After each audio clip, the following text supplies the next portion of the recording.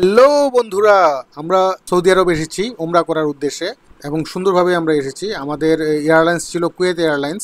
কুয়েতে আমাদের ট্রানজিট ছিল 1.5 ঘন্টা। তো সুন্দরভাবে আমরা ওইখান থেকে আমরা জেদ্দা এয়ারপোর্টে এসেছি এবং জেদ্দা এয়ারপোর্টে আসার পরে ইমিগ্রেশনে খুবই খালি ছিল। স্মুথলি আমরা ইমিগ্রেশন কমপ্লিট করেছি, কোনো ঝামেলাই হয় নাই এবং খুবই সুন্দরভাবে তারা আমাদের ওয়েলকাম করেছে। আমরা এয়ারপোর্ট থেকে বেরোয় একটা গাড়ি ভাড়া করেছি মক্কাতে যাওয়ার জন্য, জেদ্দা এয়ারপোর্ট থেকে মক্কা। তো আমাদের একটা 7 সিটারের গাড়ি নিয়েছি, বড় গাড়ি। তো এটা আমাদের ভাড়া করতে লেগেছে 200 রিয়াল। ভালো ছিল, গাড়িটাও ভালো ছিল, ড্রাইভারও খুবই ভালো ছিল এবং আমাদের খুবই স্মুথলি আমরা সুন্দরভাবে মক্কা পৌঁছেছি।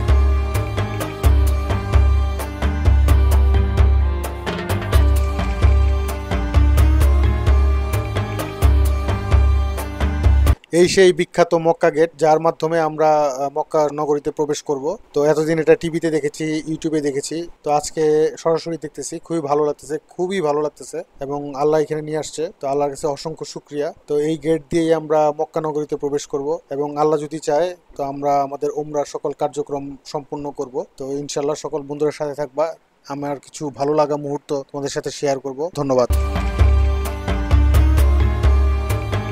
আমি এখন দাঁড়িয়ে আছি কবুতর চত্বরে। তো এটা হেরিম শরীফের ঠিক বাহিরেই, যারা এসেছেন তারা জানেন এই জায়গাটা সম্পর্কে। তো এখানে অনেক শয়ে শয়ে কবুতর, খুব সুন্দর একটি জায়গা। তো এখানে কবুতরকেও কিছু খাবার টাবার দিয়েছি আমরা। তো এখান থেকে আমরা যাব মক্কার আশেপাশের কিছু পবিত্র স্থানগুলো এক্সপ্লোর করতে। তো চলো বন্ধুরা যাই। আমার সামনে ঠিক যেই জায়গাটা দেখছেন এটা হলো আবু জেহেলের বাড়ি। মজার ব্যাপার হলো এই পুরো আবু জেহেলের বাড়িটাকে সৌদি সরকার গণ শৌচাগার বানিয়ে দিয়েছে। যাই হোক, আমরা একটা ট্যাক্সি ভাড়া করেছি সেই পবিত্র স্থানগুলো ঘোরার জন্য। তো ট্যাক্সিটা 7 সিটারের, 100 রিয়াল নিয়েছে আমাদের কাছ থেকে। আমি এখন দাঁড়িয়ে আছি ঐতিহাসিক মুজদালিফার ময়দানে। আমার ঠিক সামনেই মাশা আর হারাম মসজিদ। তো এটা অনেক বিখ্যাত একটা মসজিদ। এই মসজিদের আশপাশটা অনেক সুন্দর এবং মনোরম। আমার ভাবতেই খুব ভালো লাগছে যে আমি মুজদালিফার ময়দানে দাঁড়িয়ে আছি। আমার সামনেই হলো মুজদালিফার ময়দান এবং এদিক দিয়েই হলো যারা মিনাতে যায় তো এদিক দিয়েই যায়। মসজিদের ঠিক সামনেই কিছু লোকজন খাবারের আয়োজন করছে। তো তাদের সাথে কথা বলে জানতে পারলাম তার্কির একটি সংগঠন, তারা এই খাবারের আয়োজন করেছে। তো সন্ধ্যা মাগরিবের নামাজের সময় তারা এই খাবার দাবার খাবে। তো যাই হোক, সুন্দর, দেখতে ভালোই লাগছিল। তো তাদেরকে পিছনে ফেলে আমরা সামনে এগিয়ে গেলাম। মরুর পাহাড়ি পথ ধরে আমরা আরাফার ময়দানের দিকে এগিয়ে যাচ্ছি। ভাবতেই খুব ভালো লাগছে যে আল্লাহ পবিত্র মক্কা নগরী ও আরাফার ময়দানে আসার তৌফিক দান করেছেন। গতকালকে আল্লাহর দয়ায় আমরা প্রথম উমরার সকল কার্যক্রম সম্পূর্ণ করেছি। তো জানি না কবুল হয়েছে কিনা, আল্লাহ পাক ভালো জানে, তবে খুব ভালো লেগেছে, শান্তি লেগেছে। হেরিম শরীফ প্রথম দেখে অদ্ভুত এক শিহরণ কাজ করেছে, যা ভাষায় প্রকাশ করার মতো না। আল্লাহ তাআলার কাছে অনেক অনেক শুকরিয়া। এই সেই পবিত্র ঐতিহাসিক আরাফার ময়দান। এখানে দাঁড়িয়ে এই বিশ্বনবী বিদায় হজের ভাষণ দিয়েছিলেন। এই আরাফার ময়দান মক্কা নগরী থেকে 14 কিলোমিটার পূর্বে অবস্থিত। এই বিস্তৃত অঞ্চলের 3 দিকে রয়েছে পাহাড় আর একদিকে রয়েছে মক্কা শরীফ।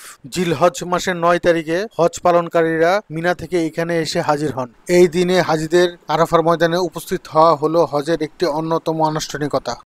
9 জিলহজ দিনের বেলা হাজিরা আরাফার এই ময়দানেই হজের অন্যতম প্রধান ফরজ বা রুকন উকুফে আরাফা পালন করেন। সমস্ত মুসলিম উম্মাহ তাদের জীবনের সমস্ত পাপ মুছে ফেলতে এই ঐতিহাসিক ময়দানে এসে আল্লাহর কাছে কান্নাকাটি ও দোয়া করেন। উদ্দেশ্য আল্লাহ তাআলা যেন তাদের সবাইকে মাফ করে দেন। একটি বর্ণনাতে আছে যে হযরত আদম আলাইহিসসালাম এবং হযরত হাওয়া আলাইহিসসালাম যখন বেহেশত থেকে আল্লাহ তাদের পৃথিবীতে প্রেরণ করেন, তখন তারা একে অপরের জন্য কান্নাকাটি করতে থাকেন আল্লাহর কাছে। তো একটি সময় আল্লাহর রহমতে তারা এই আরাফার ময়দানে এসে একত্রিত হন এবং আল্লাহর কাছে ক্ষমা চেতে থাকেন এবং আল্লাহ এই ময়দানেই তাদের ক্ষমা করে দেন। তো এই কারণেই সবাই এসে এখানে মাফ চায় এবং আল্লাহর কাছে দোয়া করে। পাহাড়ে উঠতে উঠতে অনেক উপরে উঠলাম। তো আমার সামনে যে এই পিলারটা দেখতে পাচ্ছেন পাথরের, এই পিলারে দাঁড়িয়ে আমাদের বিশ্বনবী বিদায় হজের ভাষণ দিয়েছিলেন, সেই ঐতিহাসিক বিদায় হজের ভাষণ। কি যে ভালো লাগতেছে এখানে এসে, মানে নিজেকে অনেক সৌভাগ্যবান মনে করছি। আর এর চারপাশে অনেক সবুজ গাছপালা দেখা যাচ্ছে। তো এই সবুজ গাছপালা হলো নিম গাছ। তো কথিত আছে যে এই নিম গাছগুলো বাংলাদেশ থেকে এনে এখানে রোপণ করা হয়েছে এবং বাঙালিরাই মূলত এর রক্ষণাবেক্ষণের কাজে নিয়োজিত আছে।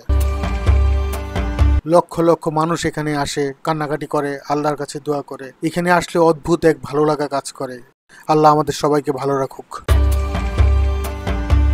আমি এখন আছি জাবলে নূর পাহাড় বা হেরা পাহাড়ের পাদদেশে। 1400 বছর পূর্বে আমাদের বিশ্বনবী এই পথ দিয়েই হেঁটে যেতেন হেরা পর্বতে বা জাবলে নূর পাহাড়ে। এই পাহাড়ের উপরে উঠতে হলে ভোরে আসতে হয়, আমরা ভুল করে বিকালে চলে এসেছি। এই সেই ঐতিহাসিক জাবলে নূর পাহাড় বা হেরা পাহাড়। এই পাহাড়ের ছোট্ট একটি গুহাতেই আমাদের নবীজি নবুয়ত লাভ করেছিলেন ও পবিত্র কোরআন শরীফ নাজিল হয়েছিল। দিনের পর দিন আমাদের বিশ্বনবী এই পাহাড়ের গুহাতে বসে ধ্যানরত ছিলেন। মা খাদিজা প্রতিদিন এই পাহাড়ে চূড়ায় উঠে নবীজিকে খাবার দিয়ে আসতেন। চিন্তা করা যায় 1400 বছর আগে এই পাহাড়ে ওঠার জন্য কোনো সিঁড়ি ছিল না। কত কষ্ট করে মা খাদিজা এখানে যেতেন। নিজ চোখে এই পবিত্র পাহাড়টা দেখে মনটা জুড়িয়ে গেল। আল্লাহর কাছে অনেক শুকরিয়া। এটা হলো ঐতিহাসিক আয়সা মসজিদ। এই মসজিদেই এসে নতুন করে এহরামের কাপড় পরে উমরার উদ্দেশ্যে রওনা দিব। তো যাই হোক, মসজিদটা খুবই ভালো লেগেছে, ছিমছাম সুন্দর গোছানো, এবং এর আশেপাশেও খুবই সুন্দর মনোরম পরিবেশ। তো সবাই আমাদের জন্য দোয়া করবেন। এতক্ষণ সাথে থাকার জন্য ধন্যবাদ। ইনশাল্লাহ দেখা হবে আবার। আসসালামু আলাইকুম।